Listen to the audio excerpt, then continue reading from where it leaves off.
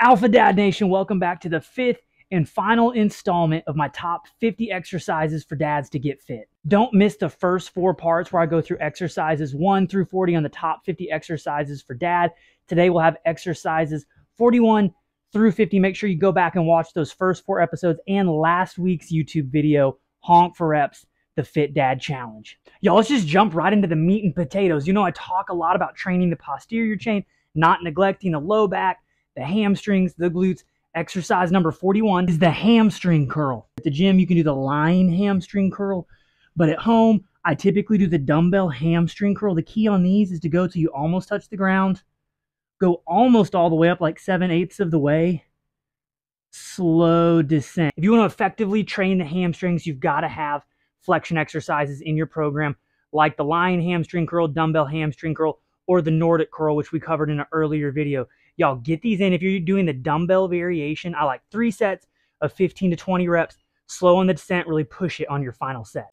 Do you know a dad who's suffering from SAS, aka small arm syndrome? Send them this video. As a dad who's familiar with SAS, small arm syndrome, today I'm here to help. I'm still working on this. The next 3 exercises are going to help you break barriers and beef up those biceps and triceps. For exercise number 42, we've got the dumbbell hammer curl. Y'all, the hammer curl is great because if we want to build the arms, we also have to train the brachialis. When we turn those hands into a neutral position or in a reverse position, we're able to more effectively train the brachialis, which is going to make the arms look fuller and stronger. And most importantly, we're going to build up those Popeye forearms. And I saw a guy post yesterday who I respect on Instagram, and he was talking about how he judges men based on their hands and forearms because he remembered that his grandpa always had messed up knuckles from hitting them with wrenches in the car, and his forearms are just jacked, and he had the best handshake ever. Fellas, do exercises that train your forearms. You can tell a lot about a guy by looking at his hands and his forearms. We can't be having weak, shrimpy looking forearms and soft hands. I typically save the hammer curl for toward the end of my arm workout. I'll do 3 sets, 12 to 15 reps, and then push that 3rd and final set till technical failure. Bring them down slow. Feel the burn, baby. Got to turn the hat around for this one. Oh, what's that there? Barbell apparel. Guys, go to the description of this episode. Check out Barbell Apparel. Hit the link. You can see my favorite selections. My favorite shorts are the Ranger shorts and the Maverick shorts, which are these with the built-in liner. 5-inch inseam. Can't beat Barbell Apparel. Check them out. Tell them Ben Barker sent you. But the triceps, 3 heads, huge muscle. We need to train them in multiple ways to get them big, to get them beefy, to get them strong. Exercise 43 is the single arm overhead tricep extension. When we're talking overhead tricep extensions, I think typically you see guys with a single dumbbell. I like going single arm with 1 dumbbell because we train unilaterally, and I think we get a more favorable path for training the triceps. I go arm behind the head, take it down to get that full extension, almost extend all the way, slow descent. This is another one like the hammer curl that I like to save toward the end of my workout. Absolutely hammer those last couple sets. Again, 3 sets, 12 to 15 reps. Really push that final set, and I really like to do a drop set on my final set. The great thing about PowerBlock dumbbells, also have a link in the show description about PowerBlock. So say I do 1 set at 40 pounds, I can quickly change the weight to 30 pounds, knock out a set, drop the weight down to 20 pounds, knock out a set, knock down the weight to 10 pounds, knock out a final burnout set on triceps. Exercise number 44, we've got the Incline dumbbell skull crusher. Check it out, guys.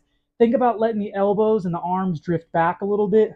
Slow descent. I bring them almost all the way down to my shoulders. Quick ascent. Bring them up like 7/8 of the way. Down slow. Press them up. Great way to build the triceps.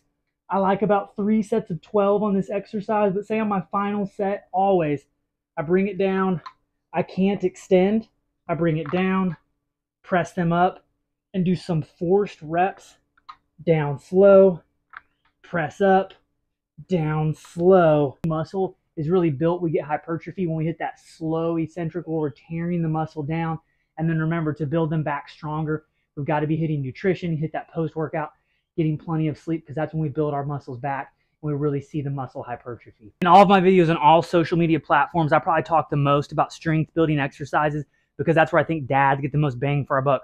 One, just practically, dads should be strong And then 2, we don't have all of the time in the world. So I think we need to do the things that give us the most bang for our buck. I probably don't talk about nutrition enough, and I probably don't talk about conditioning enough. For exercise number 45, we've got the single arm alternating dumbbell hang snatch. Y'all, this is a great exercise. Elevates the cardio. We get the heart rate up a little bit. We train the shoulders. We train the traps.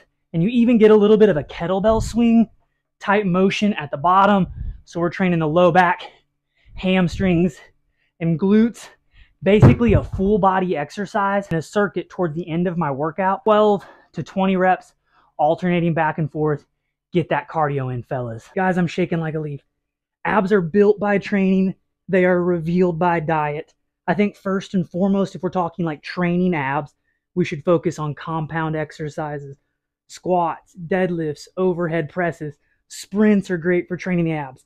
But when we're talking direct core work, I like the hanging leg raise from an earlier video and the hollow hold. Y'all, the hollow hold, if we're doing overhead presses, learning to keep the rib cage pulled down, bracing the core. This is about as good as it gets. It's a deep burn. Whew. I don't put a lot of focus on direct ab work, right? I probably do direct ab work 2-3 times per week. I do think if you want deeper cuts in your abs, you want a stronger core, they are very beneficial. I never do like doing like 10 minutes of abs and crap like that, or full workouts devoted to abs. That's baloney. Ain't nobody, no dad has time for that, right? However, at the end of your workout, if you've got a little bit of extra time, or at the beginning of your workout as part of your warm-up, knock out a couple ab exercises, hanging leg raises, 2 to 3 sets of 15 reps, and for the hollow hold, 1 to 3 sets, anywhere from 30 to 60 seconds.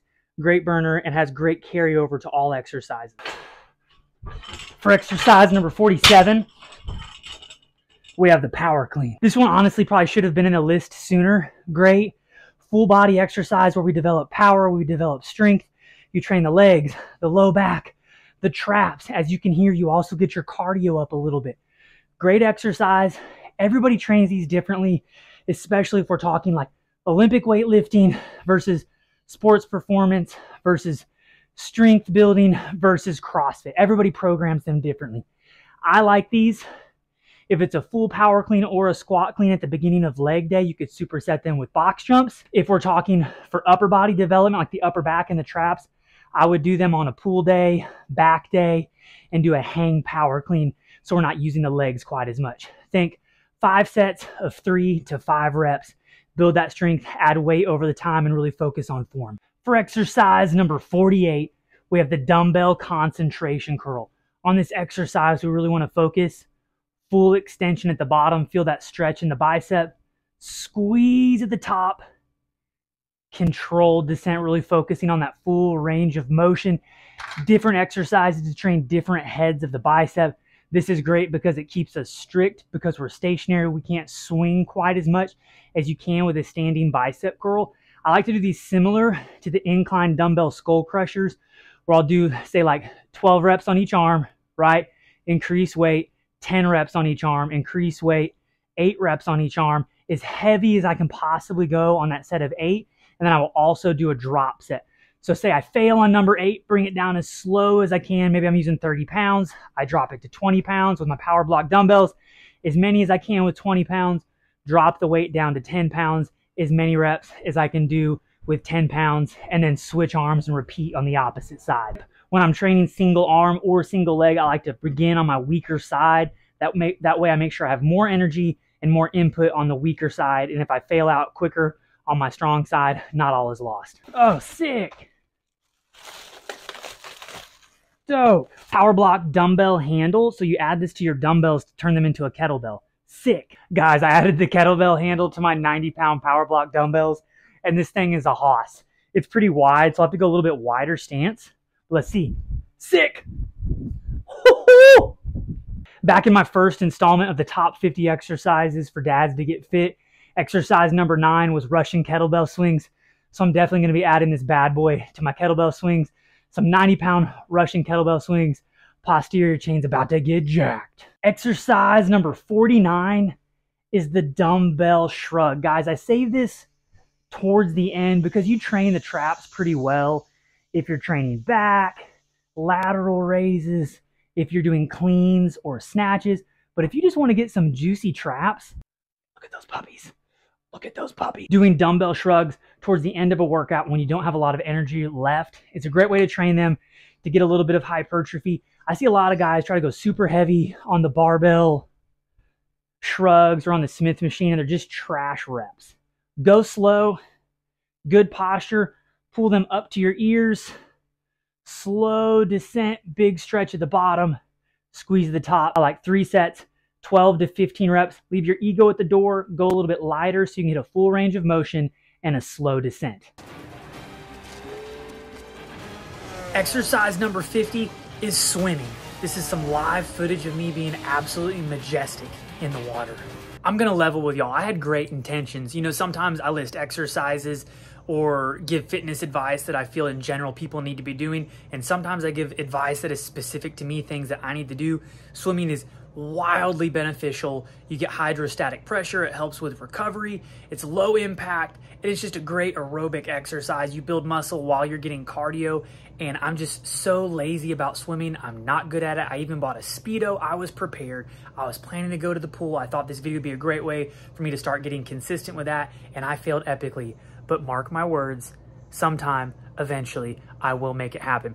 You know, I would make a goal just like sprinting once per week. Try to get in the pool once a week, get in a quick workout, great on a recovery day or as a full out workout. I'll keep you posted, but I will get in there eventually. All right, team, there you have it. Those are my top 50 exercises for dads to get fit. Make sure you go back and watch episodes 1 through 4 and then finish today with episode number 5. Dads, let's crush some fitness goals and encourage some other dads along the way. Make sure you subscribe to the channel, share this with a dad you think it might be an encouragement to, and be on the lookout next Thursday for my next video when I take on a fitness challenge. Let's go.